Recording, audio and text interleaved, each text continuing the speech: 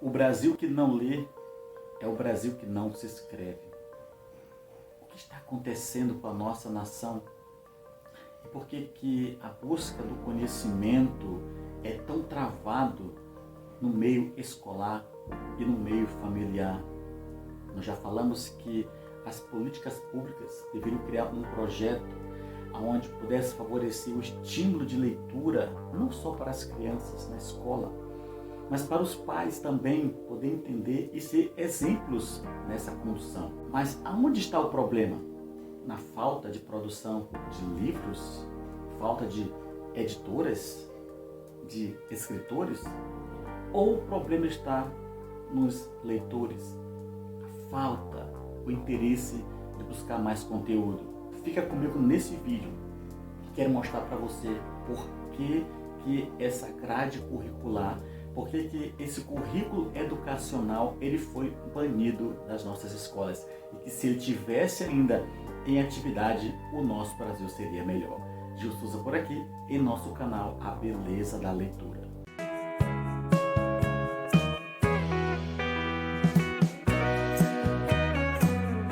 Gente, antes de falar sobre o currículo escolar que foi banido das escolas, eu queria fazer uma conexão de alma, de corpo e de espírito com você neste momento.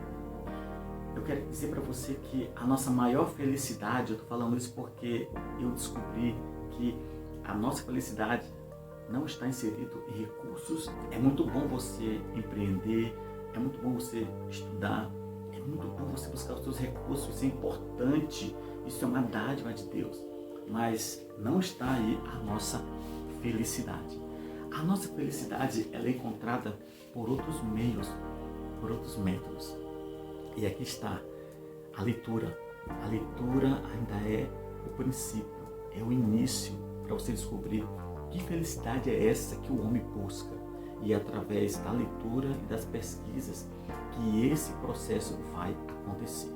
Quando você começa a ler livros que lhe interessam, você começa a buscar fundamentos e fatos, e logo aqueles saberes vai te trazendo sensações de entendimento, de clareza. A partir do momento que acontece o primeiro processo, que é o conhecimento, você quer buscar mais, você quer ter mais saberes. Aí você vai chegar em um outro nível, que é o nível da sabedoria. Quando a sabedoria ela é encontrada, logo você está bem próximo de encontrar a verdadeira felicidade. A verdadeira felicidade do homem que não está nos recursos, como eu acabei de falar. E sabe qual é a felicidade do homem? Que eu consegui entender isso agora, está no se aproximar da verdade. O que é a verdade? O texto bíblico diz que uma vez que você conhece a verdade, ela te liberta. Quando a gente começa a ver que tudo que está escrito na história da humanidade, aí, que foram feitos nos nossos livros, na escola, ali, gente, não está a verdade absoluta. E quando você pesquisa e você busca a história por trás da história, porque há 4 tipos de interpretações, há 4 tipos de pesquisa, e quando você chega naquela pesquisa que diz que tudo que você ouviu e aprendeu está errado, logo você encontra ali o processo da verdade. Então eu digo para vocês, a verdade é a nossa maior felicidade. Quando isso acontecer na sua vida e a verdade começar a se manifestar, logo o seu comportamento diante disso mudará. Os seus valores, as suas virtudes. Quando entendido, encontramos a essência da felicidade. No sentido do que?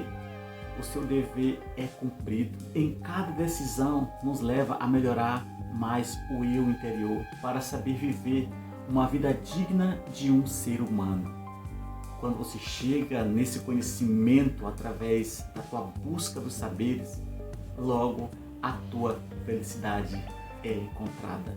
Porque através da verdade, essa verdade, ela vai te iluminar, ela vai te elevar, ela vai te libertar. Agora vamos entender aonde está o problema da educação. Aonde está esse vírus como que esse vírus ele vem se alastrando. Às vezes eu critico muito aqui a questão dos projetos educacionais e governamentais. De fato, eles têm uma parcela. Mas aonde está o problema educacional? Está na escola ou está nos lares? Está na escola ou está com os pais?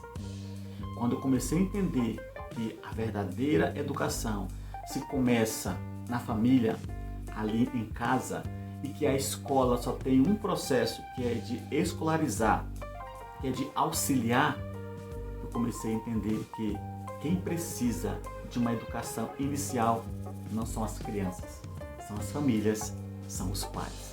Entendendo sobre esse contexto e sabendo por que as crianças têm dificuldade de estudar e de pesquisar e de ler, é saber que também você, pai, não lhe culpo, mas você passou pelo mesmo processo com os seus pais lá no passado. Você não viu seus pais lendo, você não viu ninguém te chamar para poder dizer assim: filho, filha, vamos estudar junto? Vamos ler essa historinha?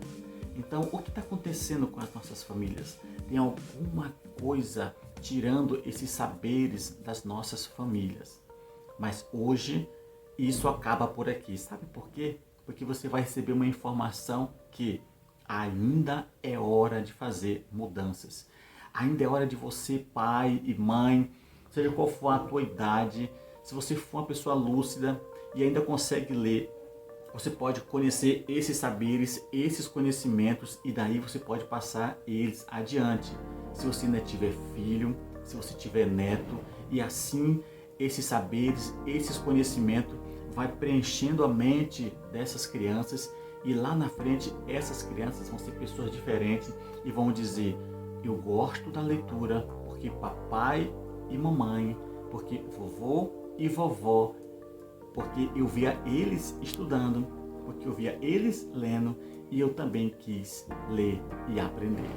Nesse ponto, no ponto 2, eu queria falar para você sobre a escola formal e a escola informal.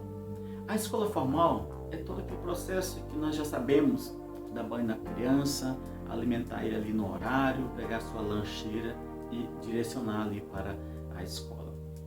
Só que nesse processo, por incrível que pareça, que é um tempo bem pequeno que eles têm com as nossas crianças, eles começam a trabalhar com um ensino de baixo nível, fazendo com que essa criança não se estimule e não seja auxiliada a buscar o interesse do conhecimento e da sabedoria futuramente.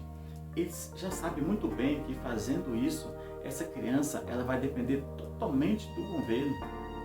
E quando lá na frente tiver um estímulo, que eu acho que não é errado, mas seria as últimas opções, é falar para você: faça uma faculdade. Uma faculdade hoje, por exemplo, de medicina, que vai aí de 6 a 8 anos, alguma coisa assim, me corrija se eu estiver errado. Além dos valores da mensalidade, que são valores absurdos, até você terminar essa faculdade, você já tirou quase aí uma década do seu tempo. E para você recuperar esse tempo, recuperar o dinheiro que foi gasto, é um outro processo. É isso que eles fazem com você. Eles não querem ensinar coisas rápidas, como empreender, como criar algo, como estudar para poder fazer uma criação de alguma coisa que vai fazer com que o nosso Brasil melhore. Não, eles não querem isso. Eles querem fazer com que você continue dessa forma, e dessa forma você vai ser a ovelhinha deles. É eles que vão cuidar de você, é eles que vão continuar manipulando você. Agora, num contexto educacional informal, tudo muda. Lembra do vídeo que eu falei sobre a criação dos filhos dos judeus, como é a criação divina para aquele povo? Eu vou deixar o link abaixo aqui para você entender como é um processo educacional familiar, arcaico, histórico, um processo educacional que permanece até hoje. Mas esse processo, ele pode acontecer nas nossas casas. Podemos fazer esse modelo acontecer e ser algo atuante na nossa educação. O processo informal é quando você, papai e mamãe, entende que tem que dar a educação, que tem que formar esse caráter, tem que formar essa criança. É ali que acontece todo o momento de percepção e aprendizado. A mente dessa criança é como se fosse um papel em branco, onde você que tem que ser o responsável para colocar todos os conteúdos para que essa criança venha viver bem, ser feliz e ter uma vida bem sucedida e não deixar outros conceitos, outras informações mudar todo o conhecimento dessa criança. Então, gente, eu quero dizer para você que modelo educacional informal ainda é o melhor modelo de educação. É ali que você vai formar os seus filhos. Um recado importante, eu sempre recomendo isso para as pessoas. Quando os meus filhos chegaram à idade de 5 anos, foi a idade certa que eu escolhi para colocar na escola. Antes disso, eu trabalhei de forma educacional, emocional e espiritual na vida dos meus filhos. Quando você coloca uma criança de 1 ano dentro de um contexto escolar, você não sabe, você nem imagina o quanto daquela criança vai pegar de forças positivas ou de forças negativas de cada criança que está ali, de cada lar, de cada representante. E essa criança se perde no seu conhecimento, ela se perde na sua natureza, na sua virtude, porque ele está conectado com outras crianças que são mais agitadas, menos agitadas, crianças que são amorosas, crianças que não são amorosas, e todo aquele conceito ali, esse bebê vai pegando, e quando essa criança cresce, ela não sabe lidar com a sua personalidade. Para esse ponto 3, eu quero que você fique bem atento, e você que tem a minha idade hoje, 48 anos praticamente, vou completar agora 48 anos, e queria saber de você se você teve essa aula na sua grade curricular ali na escola, Educação Moral e Cívica. Tiveram esse conteúdo em sala de aula? Então, pois bem, foi um momento onde resolveram criar uma estratégia pedagógica para formar mentes, para formar homens, mulheres, valores e virtudes no povo brasileiro. Muitos vão dizer que esse currículo escolar veio na época da ditadura. Pelo contrário, gente, foi ali feito dentro de um projeto do governo Getúlio Vargas. Mas a ditadura pegou esse modelo e começou a camuflar esse modelo, ao chegar ao ponto que hoje esse modelo, esse currículo escolar, ele foi banido das nossas escolas. Se esse modelo tivesse sendo atuante nas nossas escolas, gente, o número de violência, o número de homicídio, o número de bandidos, eu tenho certeza que seria menos. Porque ensinar a moral, ensinar a ética, ensinar a cidadania é um projeto que todos os governos deveriam fazer isso. Na verdade, muitos outros governos fazem e têm esse projeto em execução. Somente o Brasil que deixou isso passar. Mas dentro desse contexto, além da educação moral e cívica, nós tivemos outras matérias, OSPB, artes, que é chamada educação artística. Tivemos também a religiosa, que foi tirado das nossas escolas. Olha só o que eles entenderam, que se você tiver esse tipo de ensinamento, você vai ser mais forte, você vai se apegar com o sagrado, você vai ter entendimento para lidar com alguns conceitos. Quando retirado esse currículo escolar, ficamos aí à mercê de outros conhecimentos que manipulam a massa. Mas ele sabe muito bem que quando a gente começa a buscar a sabedoria e a gente conhece a verdade dentro desse contexto, toda uma história muda.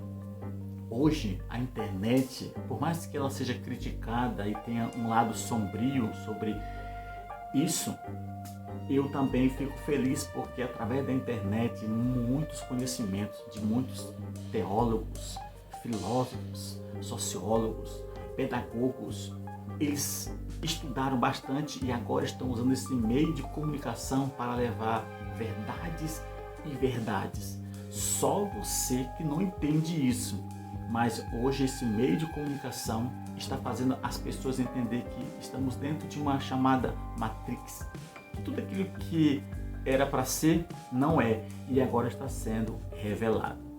Eu tenho certeza que muitas coisas ainda vão ser reveladas. Os meus descendentes estão aí em atividade, estão novos, mas a minha geração está indo. Ainda vai acontecer muitas coisas, muitas descobertas.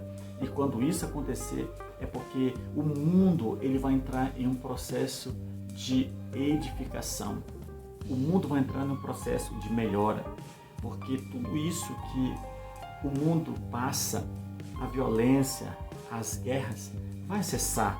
Porque eu acredito que vai chegar um homem que vai estar totalmente envolvido com o conhecimento divino, com o conhecimento de Deus. Ele vai restituir todas estas coisas através de uma sabedoria infinita, através da verdade, através da palavra de Deus. Gente, é muito importante entender isso. É importante saber que a educação familiar ainda é um modelo que tem que permanecer até hoje. E os governos, sabendo que essas matérias que eu falei, não estando em atividade nas nossas escolas, é fazer com que as nossas crianças não compreendam, né, o início, o meio e nem o fim da nossa jornada. Falando um pouco mais sobre educação moral e cívica, educação artística e ensino religioso, OSPB, são matérias totalmente humanas. Eu amava essas matérias porque me convocava a ler e a estudar. Mas, dentre essas matérias, havia uma que me elevava muito mais ainda, que fazia com que eu tinha interesse de estar na escola, principalmente quando essa matéria ela era trabalhada durante o dia da semana. Sim, gente, é a educação artística.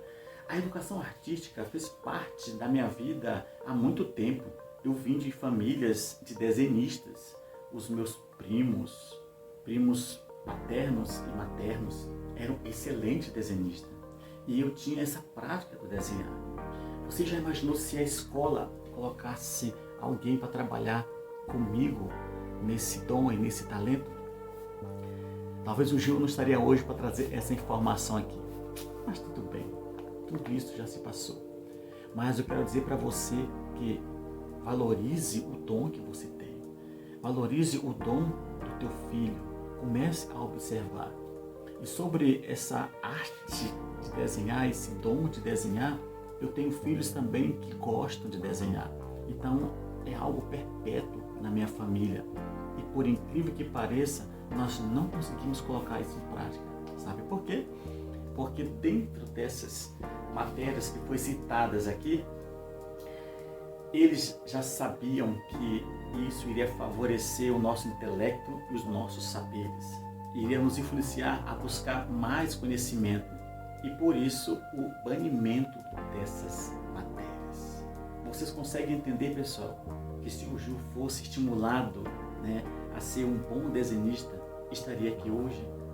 E se você fosse estimulado no ensino religioso, se apegar com a religião, você estaria aí hoje? Sobre a moral, sobre a ética e a cidadania, você estaria tão parado e sem convicção de vida hoje? Eles já sabiam muito bem que eles poderiam despertar a nossa mente humana e lá na frente poderíamos bater de frente contra os conceitos governacionais, políticos, educacionais, etc, etc.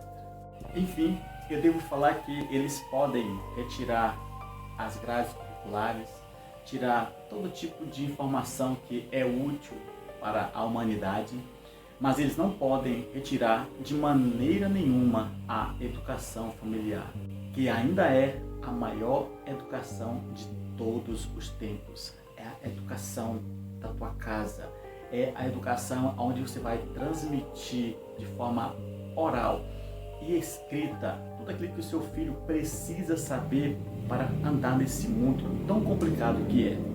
Não deixe de trabalhar essas virtudes, esse dom familiar e passar tudo aquilo que é necessário para essa criança ser uma criança valorosa, uma criança valente, uma criança de fé. Eu agradeço de coração mesmo, de corpo e de alma, pela presença de vocês por aqui. E eu queria que vocês divulgassem esse canal, compartilhassem as informações. Vamos fazer essa informação crescer. E não esqueça de usar, a barra de comentários para poder aqui melhorar o nosso canal. Se você quer compartilhar algo que venha favorecer a melhorar, pode comentar. Também eu quero receber críticas, como está o desenvolvimento do canal, se vocês estão entendendo as propostas que aqui estão sendo divulgadas. Faça isso e você vai melhorar o meu trabalho para que essas informações venham chegar lá na frente com mais reflexão, com mais entendimento. Muito obrigado mesmo, gente, pela presença de vocês por aqui e até mais.